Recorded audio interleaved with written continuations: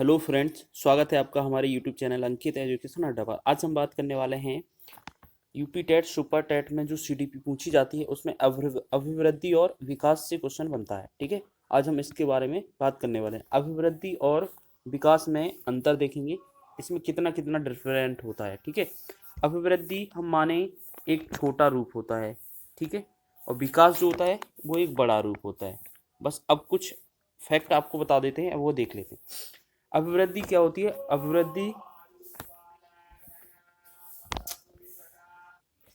अभिवृद्धि को बोला जाता है ग्रोथ। ठीक है, क्या बोला जाता है? ग्रोथ। और विकास को बोला जाता है डेवलपमेंट। अब बात करेंगे अभिवृद्धि क्या होती है। यह एक निश्चित समय तक होती है, यानी कि हम कह सकते हैं अभिवृद्धि कुछ समय बाद रुक जाती है। ठीक है, ये रुक जाती है और यह प्रक्रिया जीवन पर्यंत चलती है। ये विकास की जो प्रक्रिया होती है वो कभी समाप्त नहीं होती। गर्भावस्था से लेकर, या हम बोलें जन्म से लेकर मृत्यु तक चलती है। ठीक है, मृत्यु पर्यंत चलती है, तो ये परमानेंट, ये बोलेंगे कि कंटिन्यू चलती है। दूसरा आपको अंतर देखना है कि अभिवृद्धि में केवल एक पक्ष शामिल होता है। कौन सा? शारीरिक पक्ष शामिल होता है। जबकि विकास के सभी पक्ष होते हैं, जैसे संज्ञानात्मक पक्ष हो जाए, भावात्मक पक्ष हो जाए, नैतिक पक्ष हो जाए, संवेगात्मक पक्ष, ये सारे के सारे होते हैं विकास के। अगर हमसे पूछा जाए शारीरिक पक्ष किस में होता है सर, तो या शारीरिक विकास किस में होता है, तो अभिवृद्धि में होता है। जबकि पूरी तरह से विकास विकास में, डेवलपमेंट में शामिल होता है। दो अंतर देख लिए, यहाँ पर क्वेश्चन पूछा जाता है। ठीक है, ये अभिवृद्धि होती है एक समय बाद रुक जाती है, जबकि विकास की प्रक्रिया जीवन पर्यंत चलती है। अब तीसरा इंपॉर्टेंट है, बहुत ही ज़्यादा इंपॉर्टेंट है। अब बात करते हैं अभिवृद्धि ग्रोथ के बारे में। तो इसकी लंबाई, चौड़ाई एवं भार में वृद्धि होती है। आपने देखा होगा, एक बच्चा होता है छोटा, उसका लंबाई चौड़ाई और भार कुछ और होता है। जब एक वयस्क बन जाता है तो उसका लंबाई चौड़ाई और भार अलग हो जाता है। ठीक है, फिर एक निश्चित ऐसा समय आता है जिसके बाद उसकी ग्रोथ जो होती है वो रुक जाती है, क्योंकि ना तो उसकी लंबाई में, ना चौड़ाई में या भार में वृद्धि नहीं होती। तो ये क्या होती है? रुक जाती है। तो ये हम बोलेंगे सीमित है। जबकि विकास क्या है? मेच्योरिटी को प्राप्त हो जाए, जैसे परिपक्वता को प्राप्त करना ही डेवलपमेंट कहलाता है। ठीक है, और ये भी याद रख लेना कि विकास हमेशा बढ़ता जाता है, या बोले या होता जाता है हमेशा, मतलब कंटिन्यू चलता है, कंटिन्यू प्रोसेस है। अब बात करेंगे चौथे अंतर की, कि अभिवृद्धि में केवल वाह परिवर्तन होता है। अभिवृद्धि सिर्फ दिखाई देती है, जबकि विकास दिखाई नहीं देता है, वो अंदर से होता है। ठीक है, तो बाह्य एवं आंतरिक दोनों हो सकता है। एक कंडीशन क्या है? अभिवृद्धि केवल बाह्य होती है, जबकि विकास जो होता है दोनों होता है, बाह्य भी हो सकता है, आंतरिक भी। यानी कि कुछ अंतर से, अंदर से भी होता है और बाहर से भी, दिख भी सकता है और नहीं भी दिख सकता है। ठीक है, ये दोनों प्रकार का होता है। आगे बात करते हैं ग्रोथ या अभिवृद्धि क्या होती है। ये संख्यात्मक होती है। जैसे आपने देखा, लंबाई, चौड़ाई, ऊंचाई या भार जो भी होता है उसको हम माप सकते हैं। हम बोल सकते हैं इसकी कुछ ना कुछ संख्या में लंबाई होगी, चौड़ाई संख्या में होगी, भार भी संख्या में होगा। तो हम कह सकते हैं ग्रोथ जो होती है वो संख्यात्मक होती है। जबकि विकास, विकास में तो सभी आ जाते हैं, जैसे संख्यात्मक और गुणात्मक दोनों हो सकता है। ठीक है, संख्यात्मक और गुणात्मक विकास दोनों हो सकता है। आगे दो अंतर और हैं। जो ग्रोथ होती है, अभिवृद्धि, वो संकुचित अर्थ देने वाली होती है। संकुचित का मतलब होता है सीमित अर्थ देने वाली होती है। ठीक है, और डेवलपमेंट जो होता है, विकास जो होता है, वो ग्रोथ में भी शामिल होता है। ग्रोथ भी, ये हम बोलें कि अगर ग्रोथ को ए बोल दें तो हमारा डेवलपमेंट जो होगा वो ए प्लस बी होगा। हम कह सकते हैं कि इसमें ग्रोथ भी शामिल होती है। ग्रोथ को मापा जा सकता है, बिल्कुल मापा जा सकता है, क्योंकि लंबाई, चौड़ाई, ऊंचाई होती है, हम जानते हैं कितनी होगी किसी व्यक्ति की, तो ये हम इसको माप सकते हैं। लेकिन विकास नहीं माप सकते हैं। ठीक है, इसको याद रखना, विकास नहीं मापा जा सकता है, डेवलपमेंट नहीं मापा जा सकता है। ये सात अंतर थे, यहीं से क्वेश्चन अधिकतर बना जाता है। ठीक है, अब आपको कुछ क्वेश्चन दिए हैं, आपको बनाने हैं। ठीक है, और कमेंट बॉक्स में आंसर करने हैं। टेस्ट क्वेश्चन रखे हैं आपके लिए। पहला क्वेश्चन है, अभिवृद्धि के विषय में असत्य कथन कौन है। यानी कि पूछा जा रहा है ग्रोथ जो होती है, ग्रोथ, उसके बारे में असत्य कथन कौन सा है। संकुचित अर्थ देता है, शारीरिक पक्ष होता है, जीवन पर्यंत चलती है, मापा जा सकता है। तो आपको हमने बताया था कि जो ग्रोथ होती है वो एक सीमित समय तक होती है, संकुचित अर्थ वाली होती है। ठीक है, ये सही है। शारीरिक पक्ष वाली होती है, ये भी सही है, और इसे मापा जा सकता है। जबकि जो अभिवृद्धि होती है जीवन पर्यंत नहीं चलती है, जबकि इसका आंसर होगा विकास। तो हमसे एक कथन असत्य वाला पूछा था, तो ऑप्शन नंबर थर्ड आंसर हो जाएगा। कैसे? क्योंकि हम विकास जो होता है जीवन पर्यंत चलता है, जबकि हमसे पूछा था अभिवृद्धि के बारे में। दूसरा क्वेश्चन देख लेते हैं। विकास होता है, विकास कैसा होता है? संख्यात्मक गुणात्मक हो सकता है, मापा नहीं जा सकता है, संकुचित अर्थ देने वाला होता है, या ए और बी। तो इसका ऑप्शन आपको दिया है और कमेंट बॉक्स में आंसर बताना है दूसरे का क्या आंसर होगा। ठीक है, तीसरा भी क्वेश्चन, अच्छा तीसरा नहीं है, अब कुछ क्या है जो अभिवृद्धि और विकास में अपने अंतर देखा था, इससे संबंधित कुछ सिद्धांत हैं जहां से भी क्वेश्चन पूछे जाने की संभावना होती है। एकीकरण का सिद्धांत, इसमें डिटेल है। जैसे इस सिद्धांत के अनुसार बालक को पहले पूरा अंग चलता है, फिर उप अंगों को चलाता है। इसमें एकीकरण का सिद्धांत से मतलब क्या है कि जो बच्चा होता है, ठीक है, पहले पूरा अपना हाथ हिलाता है, फिर उसके बाद अपने उप अंगों की ओर यानी कि उंगली चलाना सीख जाता है।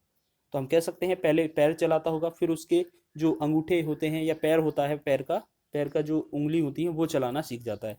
तो हम कह सकते हैं पहले एक पूरा अंग चलता है, फिर उप अंगों की ओर चलता है। तो हमने देखा एक बच्चा है वो क्या करता है, पहले पूरा हाथ चलाना सीख जाता है, उसके बाद फिर वह उंगली चलाना भी सीख जाता है। तो एकीकरण का सिद्धांत इसी पर डिपेंड करता है। निरंतर विकास का सिद्धांत, एक ही बात में समझ में आ रहा होगा, निरंतर मतलब कंटिन्यूअस। ठीक है, इस सिद्धांत के अनुसार विकास की प्रक्रिया निरंतर चलती है। ये भी कई बार क्वेश्चन पूछा जा चुका है। निरंतर विकास का सिद्धांत, इसमें निरंतर चलती रहती है, या हम बोले जीवन पर्यंत चलती है, जीवन पर्यंत चलती है, जन्म से मृत्यु तक, या हम बोले बॉम टू टॉम, इस तरीके से पूछा जा सकता है। तीसरा विकास का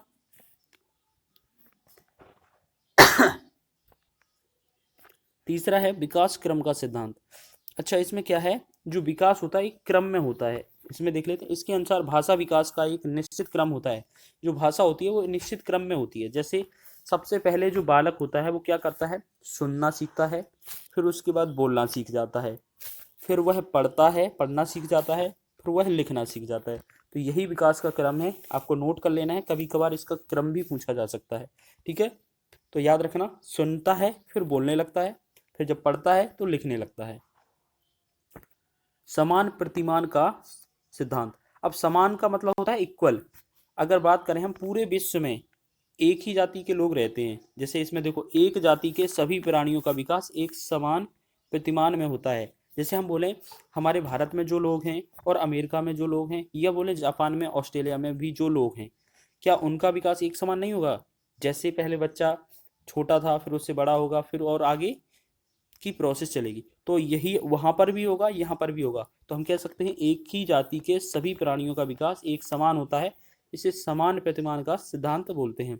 जैसे एग्जाम्पल में वही लिया है, विश्व के सभी मानव शिशुओं का विकास एक समान प्रतिमान में होता है। ठीक है, विश्व के सभी जो मनुष्य के जो बच्चे हैं उनका जो विकास जैसे यहाँ पे हो रहा है वैसे ही वहाँ पे होगा। पांचवा है परिमार्जितता का सिद्धांत। ठीक है, अब इसमें क्या है, इसका सिद्धांत के अनुसार विकास को वांछित दिशा एवं गति प्रदान की जा सकती है। इसमें परिमार्जित का मतलब होता है अर्जित करना। ठीक है, इसमें हमें क्या सीख जाते हैं, अर्जित करते हैं, और अपना जो विकास होता है वो एक निश्चित दिशा में और गति में प्रदान की जा सकती है। अपने विकास की दिशा निश्चित की जा सकती है और गति को भी, मतलब उसमें ज़्यादा स्पीड भी ला सकते हैं हम, परिमार्जित मतलब अर्जित करके। चक्राकार प्रगति का सिद्धांत, इसमें कहा जाता है कि जो विकास होता है वो एक चक्राकार क्रम में होता है। तो इस सिद्धांत के अनुसार विकास रेखी गति एवं स्थिर दर से ना होकर, यानी कि ना तो वो रेखी दर में हो ना ही स्थिर हो, वह कैसा होता है, चक्राकार ढंग से होता है, मतलब चक्र के समान होता है, इस तरीके से। ठीक है, चक्राकार ढंग से होता है। अगर बात करें, अगला है सातवां, व्यक्तिगतता का सिद्धांत। व्यक्तिगत का सिद्धांत क्या होता है, यह सिद्धांत बताता है कि भिन्न भिन्न व्यक्तियों में विकास की गति भिन्न भिन्न होती है। यह हम बोल सकते हैं व्यक्तित्व भिन्नता का सिद्धांत।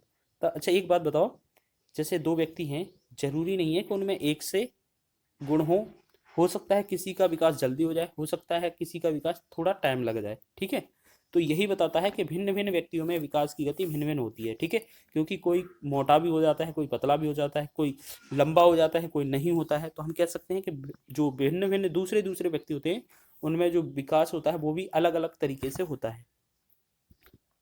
8वां है पुनर्बलन का सिद्धांत। ठीक है, इस सिद्धांत के प्रतिपादक जॉन डेलार्ट हैं, इनको सिर्फ नाम याद रखना है। ठीक है, जॉन डेलार्ट हैं और नील मिलर हैं, ये दो नाम याद रख लेना पुनर्बलन से।